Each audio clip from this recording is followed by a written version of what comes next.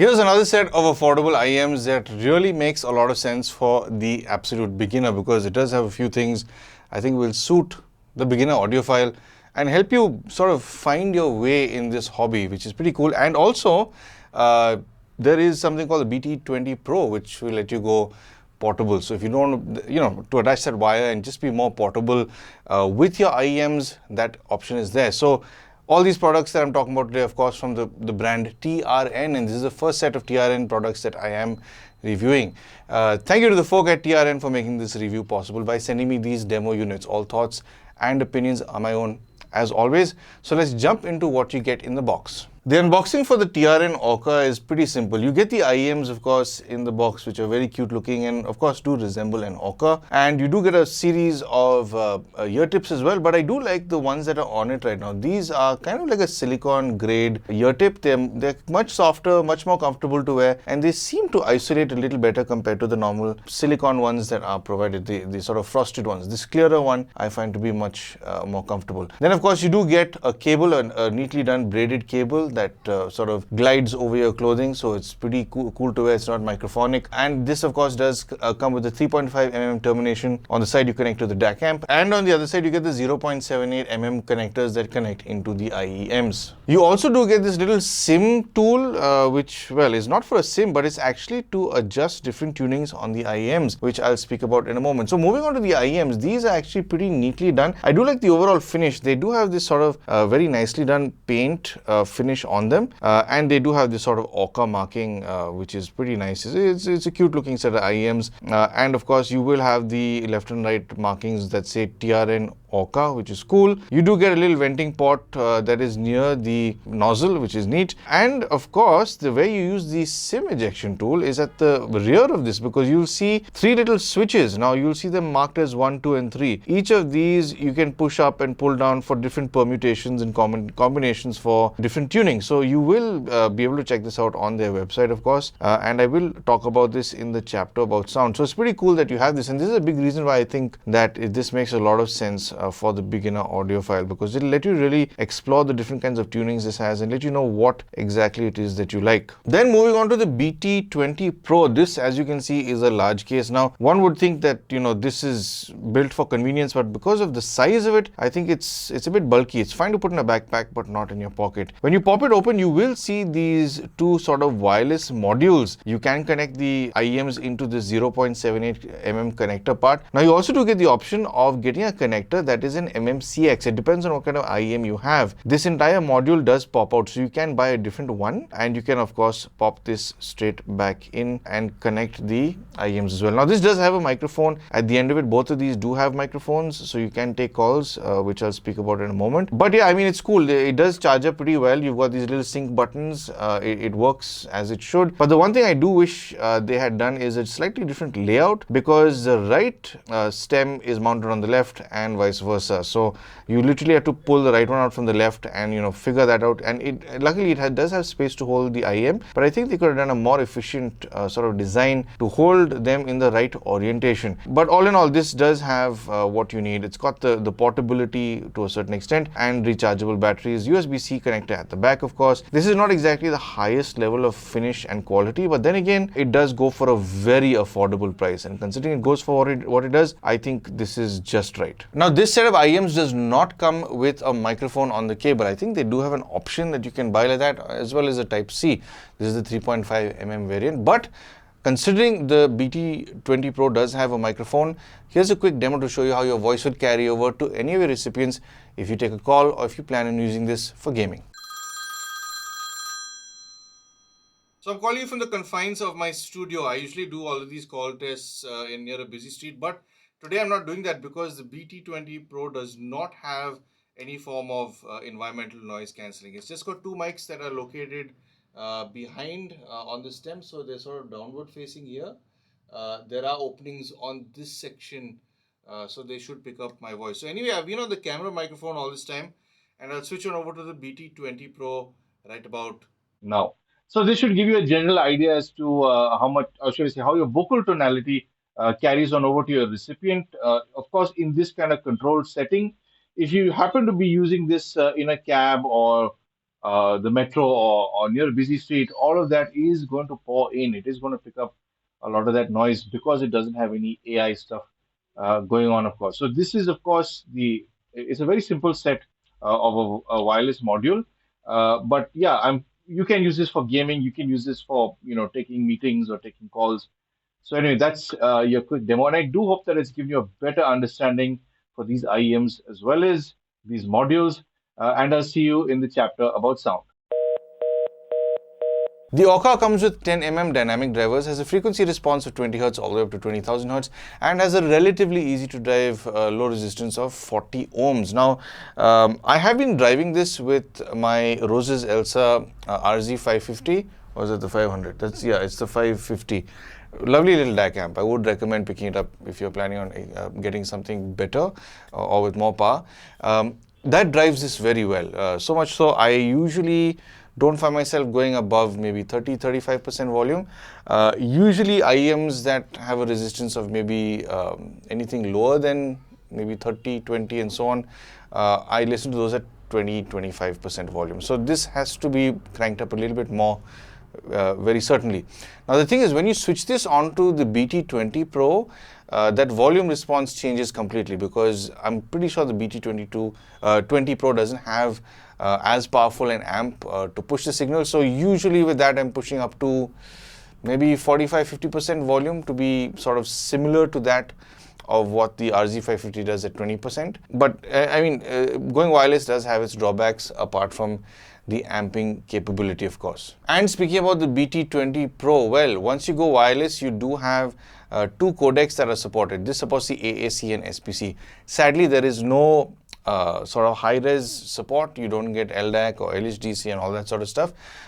You get AAC and SPC, and it's very evident. So the Orcas are transparent enough to let you know when you're listening to it wired with high-res audio, or even trying to throw high-res audio at it wirelessly. But AAC and SPC are bottlenecks. So you can tell that there is a difference in clarity and overall performance. It does sort of seem to show up when you listen to your stuff. And speaking about the BT20 Pro, the thing is, it's a neat little module, but one thing you have to keep in mind, something that I realized with this was, when I was just experimenting with it, something to keep in mind, if you do buy this by any chance, you need to keep in mind that this little section here has the marking of left and right on either side. Now it's easy to swap them. So if I take this off and put it onto the other module and vice versa, the polarity of this will change. So you need to keep in mind that in this case, this is the right module. The right marking needs to line up where the button is, and likewise left with the other. If you swap them out, the polarity switches and your IEMs are not going to sound good at all because of that. And it can degrade the overall lifespan and quality of your drivers in the long run. So that is something to keep in mind and be aware of when you're going wireless. Now, no doubt going wireless is more convenient if you don't want that cable. But at the same time, you need to know that it comes with a compromise. There is definitely a hit when it comes to the overall quality, which I will get into. So anyway, moving on to the stage and imaging. Staging on this it's very similar to most other IEMs in this price range. It's definitely within a bubble in your head. It's not exactly it doesn't have much expanse, but at this price, I don't think it's fair to expect anything sensational from something like these. But its imaging is surprisingly good, and by good I don't mean it's pin sharp. It's certainly not pin sharp, and I think it's been made more apparent to me because what's happened with my experiences, the last set of IEMs that I reviewed was definitely a more premium one compared to this. So there's definitely been a drastic shift between those two, but this does have rounded edges when it comes to its imaging. So it's not too bad. You're able to zone in on certain nuances, but don't expect it to be as sharp as IEMs that cost 8 or 10,000 rupees. Moving on to its highs, mids and lows. Well, for most of my listening, I've left it on its normal tuning, which is all switches down on both IEMs. So this is basically the tuning straight out of the box. And I find it to be pretty well balanced. By balanced, I mean a lot of people are going to like this tuning. It's kind of based on a Harman curve. There is elevated bass, there is definitely elevated highs with slightly recessed mids. It's fun, it's enjoyable, yes.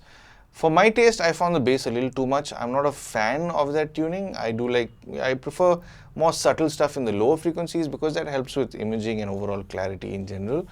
But here's where I think these IEMs are pretty sensational, because this is honestly the very first set of IEMs I've seen with these tuning switches. I've not really experienced this with any other set of IEMs, higher end or more affordable. And the thing with this is there is actually a shift when you actually switch between each sort of tuning mode, and you can do that. In fact, let me just call this out. I'll try and throw the tunings up for you on the screen over here. So the tuning switches, of course, let you do a whole bunch of other stuff. So in this case, you do have this electronic mode. So the leftmost switch has to go up and the second and third have to be down. And this is kind of the graph that you get. And then you also get transparency mode, where the two on the left have to be down, third is to be up. Remember to do this on both IEMs, otherwise you're going to have a weird tuning in both. And then likewise, you have this atmospheric enhancement, and then you have high frequency mode, you have the normal equalization. This is the normal tuning comes with all three switches down, and then the low frequency mode, which is the middle up and the two down. So it's pretty cool that they've got these different modes. I'd say it's perfect for the person who is toying with the idea of getting into the hobby and is not sure what kind of tunings they like, because usually somebody who's getting into the hobby doesn't have, say, 6,000 rupees to buy different IEMs.